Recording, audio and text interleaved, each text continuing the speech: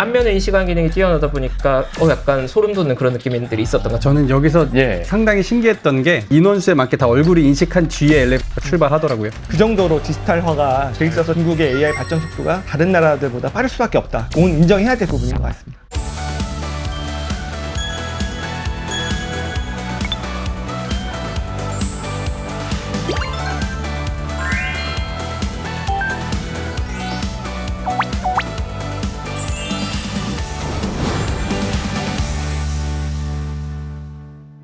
2025년 자체 개발 인공지능 모델 딥시크의 등장으로 AI 기술력의 재평가 속에서 투자자의 관심을 받고 있는 중국입니다. 중국의 경쟁력이 어디까지 와 있는지 직접 확인하고 깊이 이해하기 위해 떠났습니다. 중국의 AI 빅테크는 어땠을까요? 탐방을 직접 설명해 주실 세 분 모셨습니다. 안녕하세요. 반갑습니다. 항저우랑 심천 다녀왔습니다. 딥시크가 등장한 이후로 중국의 AI가 생각보다 빠르게 발전하고 있다는 그런 것을 직접 눈으로 보기 위해 저희가 다녀왔고요. 그래서 항저우와 심천에 있는 여러 가지 테크 기업들, 자동차 기업들 탐방하고 온 얘기 오늘 드리도록 하겠습니다. 개인적으로도 이번 일정 굉장히 의미 있는 일정이었고요. 우리가 딥시크 모먼트라고 불리는 중국의 인공지능의 저력을 조금 더 확인할 수 있는 일정을 우리가 이번에 경험하고 왔고, 실제 중국의 소프트웨어를 대표하는 알리바바가 있는 항저우를 다녀왔고, 전기차를 대표한 비아디가 있는 심천을 함께 돌아보고 왔습니다. 저희 이번 중국 탐방 변화의 한가운데 있는 딥시크를 살펴보고요. 그러니까 소프트웨어나 전기차 기업들 보고 있는데요. 이젠 정말 세계적인 레벨까지 올라와 있는 것 같습니다. 그 모습 한번 같이 얘기해 보도록 하겠습니다. 네, 듣다 보니 벌써 기대가 되는데요. 지금 바로 시청해 보겠습니다. 오, 여기가 항저우인 거죠? 네, 저희 항저우 도착했을 때 모습이고요. 제가 생각했던 거랑 다른데 날씨가 굉장히 좋네요. 네, 굉장히 청명하죠. 예. 그리고 굉장히 고층 빌딩, 세련된 그런 도시의 모습입니다. 와, 우리가 생각보다 되게 발달된 도시라는 느낌을 되게 많이 받았던 것 같고, 또 야경들이, 건물들이 되게 화려하고 고층 빌딩이 되게 많아서 야경이 멋지다는 감탄사를 직원분들이 많이들 와, 너무 멋있다 이런 이야기를 되게 많이 들렸던 것 같아요. 예. 네. 보니까 좀 휘황찬란한 것 같아요. 도시의 야경도 야경이었는데요. 예. 도로의 상황도 많이 좋은 것 같습니다. 예전에 우리가 중국의 교통이라고 하면 좀 질서가 없는 좀 복잡한 걸 생각하실 텐데요. 오토바이나 자동차들 다 질서 정연하게, 도로 역시도 깔끔한 모습들이었습니다. 안전의 매력이 있는 또 항저우인데요. 저기 보니까 하이크 비전인가요? 저기를 직원분들께서 많이 찍어주시네요. 저건 또 상징적인 건물일까요? 네.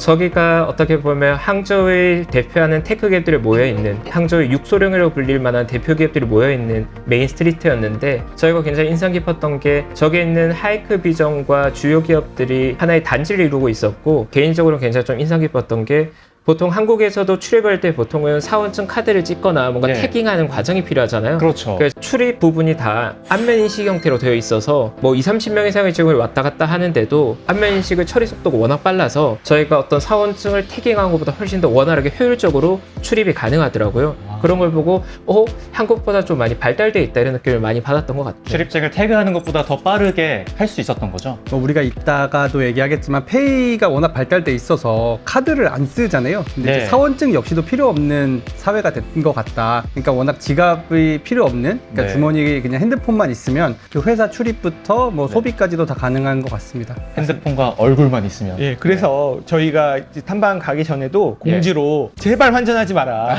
아무 쓸모 없다. 설마 하면서 그냥 환전을 안 해갔는데 진짜 필요가 없더라고요. 그 정도로 디지털화가 돼 있어서 되어 중국인들은 지갑을 안 가져다닌다. 네. 이런 얘기를 가이드분이 하셨는데 진짜 맞는 것 같습니다. 여기가 이제 알리바바 숙소인 거죠? 네, 저희가 또 알리바바 호텔을 묵게 됐어요. 첫날을. 보니까 특이한 게 지금 얼굴을 찍고 들어가신 거예요? 출입에도 네. 다 안면 인식으로.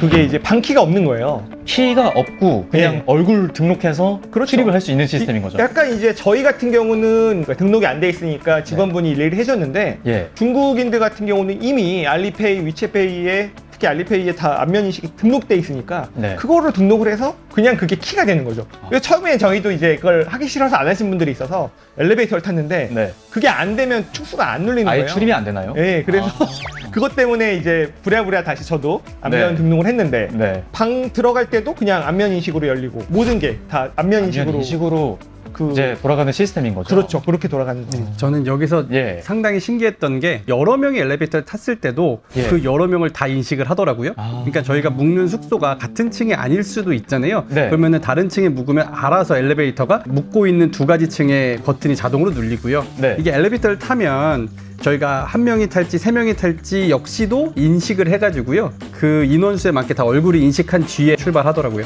정말 신기한 기술인데요. 제가 들었던 재밌는 에피소드 중에 하나가 네. 교통 단속하는 경찰들도 안면 인식 형태로 벌금을 부과한대요. 아, 그래, 예를 들어서 신분증을 제시를 안 하고요. 맞습니다. 네. 신호를 위반하게 되면 네. 경찰이 신호 위반한 사람이 얼굴 카메라로 찍으면 네. 바로 그 사람의 신분이 노출되고 거기에 벌금이 매겨진 형태라서 오. 우리가 보통 하는 운전면허증이나 주민등록증 이런 것들이 다 필요가 없어진 거죠. 그게 가능한 게 안면인식 기술이 일정 레벨이 올라오면서 네. 모든 신분을 확인하거나 결제나 저런 출입의 신분 확인이 네. 안면식으로 다 해결되고 있는 게 저희가 느끼기엔 굉장히 신기한 경험이었습니다. 이게 또 어떤 네. 분들은 또 꺼려지실 것 같아요. 그래서 아, 약간 그런가요? 중국은 네. 그런 얘기가 있잖아요. 네. 범죄자를 찾고자 하면은 정말 순식간에 찾을 수 있다. 네. 뭐 CCTV에서 다 안면 인식이 다 인식이 되니까 그래서 네. 미아를 찾을 수도 있고 근데 그러다 보면은 나는 저게 싫은데 그게 꺼려지실 수도 있는데 그게 이제 좋다 나쁘다를 떠나서 중국은 저 정도 디지털화 돼 있고 저 정도 데이터를 축적해 놓은 상황에서 AI 발전을 하기 때문에 굉장히 무섭다는 거죠. 빠른 속도로 이제 그렇죠. 발전할 수 있는 거죠. 더 풍부한 데이터를 네. 정형화되게 갖고 있는 거잖아요. 네. 요 베이스에서 AI를 발전시켜 나간 거기 때문에 네. 중국의 AI 발전 속도가 다른 나라들보다 빠를 수밖에 없다. 그건 인정해야 될 부분인 것 같습니다. 지금 로비에서 지점장님께서 사람하고 같이 산책하는 것 같아요. 누군가에는 저렇게 뒷짐지고 예. 가는 사람이 로봇한테만큼은 좀 꼰대였던 것 같습니다. 뒷짐을 지시고.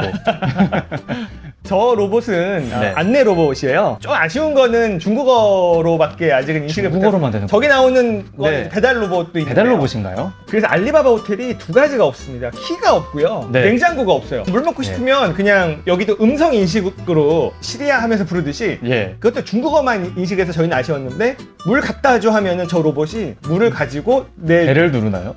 문 앞에서 배를 누릅니다. 그래서 너무 신기한데. 네, 그래서 냉장고가 없다. 그리고 네. 키가 없다는데 이 로봇도 있지만 안내 로봇 같은 경우도 네. 내가 호텔이 물론 아주 크진 않았지만 뭐 화장실을 못 찾겠어. 그럼 화장실 안내해줘. 그러면 졸졸졸졸 그러니까 먼저 앞섭니다. 앞서가서 화장실 알려주거나 뭐 식당 위치를 알려주거나 그런 식으로 이미 로봇이 굉장히 좀 보편화돼 있죠.